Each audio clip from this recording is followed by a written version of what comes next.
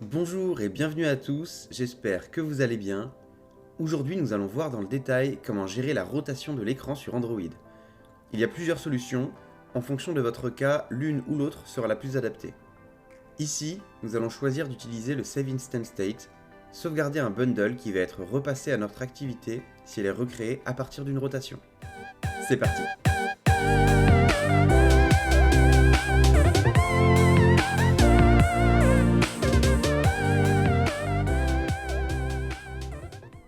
Petit rappel du problème donc.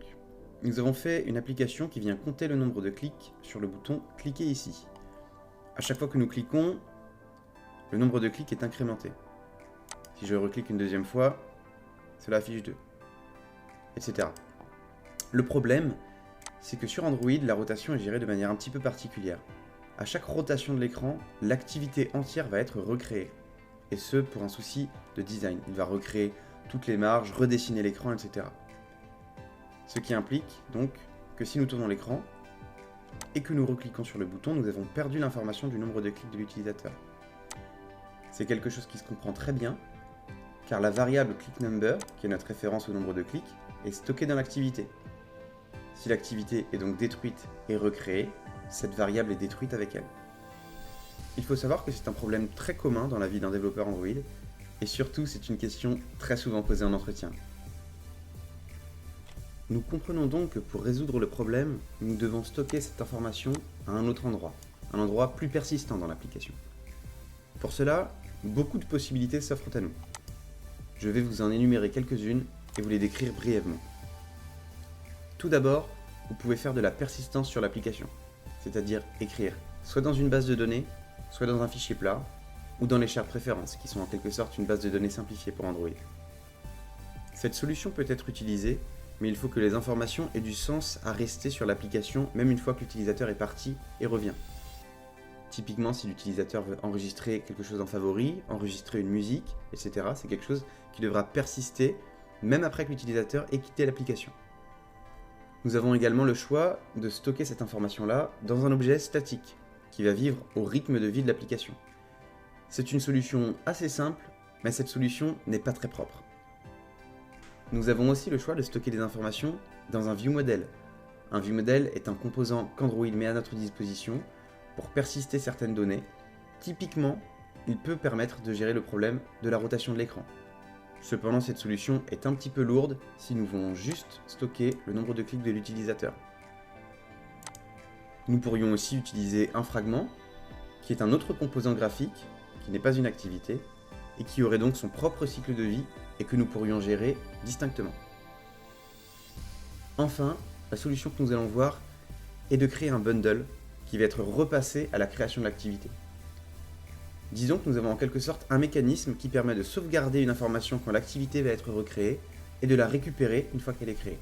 C'est très pratique pour les petites informations, telles que le nombre de clics de l'utilisateur. C'est parti, nous allons donc voir ensemble comment implémenter cette solution. Tout d'abord, quel est ce mécanisme ? C'est tout simplement des méthodes que va nous fournir activité. Donc, si nous cliquons sur Alt Insert pour override certaines méthodes, nous allons chercher onSave Instance State, celle dont je vous parlais.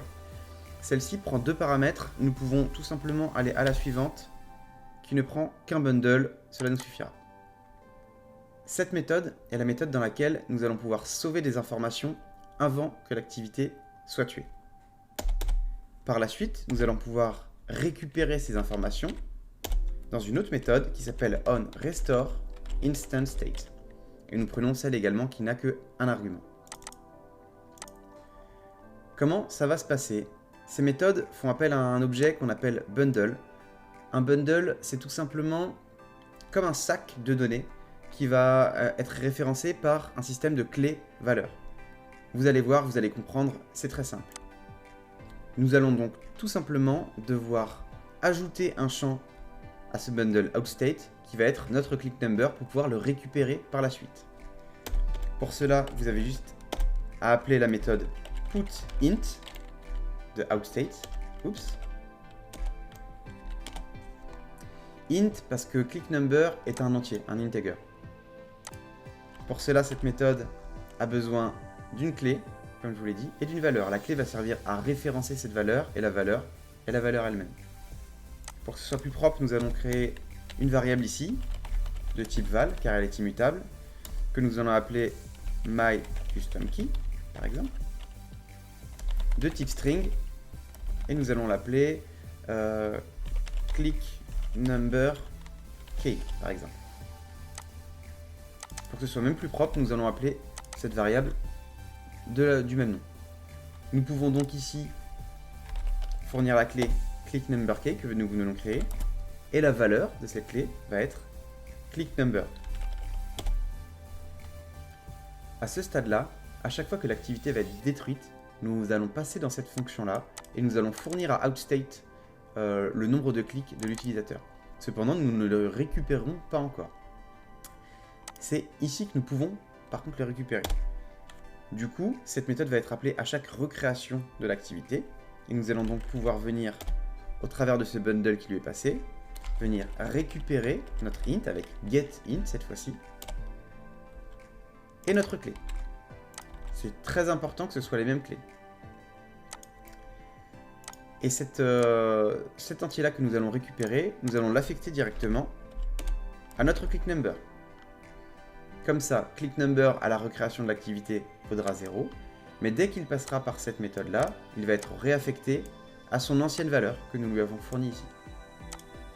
Si nous faisons le test maintenant, je relance l'application. Si nous cliquons une fois, nous avons clic 1. Si je reclique une deuxième fois, clic 2. Maintenant, si je tourne l'application, l'activité est recréée, mais nous avons nombre de clics 3, car la variable a été récupérée par ce mécanisme. Voilà, c'est tout pour ce tutoriel. Nous avons vu dans le détail comment gérer proprement la rotation de l'écran sur Android. J'espère que ça vous a plu, et si vous avez des questions, n'hésitez pas à me les poser en commentaire, je répondrai à chacun d'entre vous. Dans le prochain épisode, nous verrons comment gérer la navigation d'une activité à une autre sur Android lorsque nous avons une application sur plusieurs écrans. A très bientôt dans la prochaine vidéo.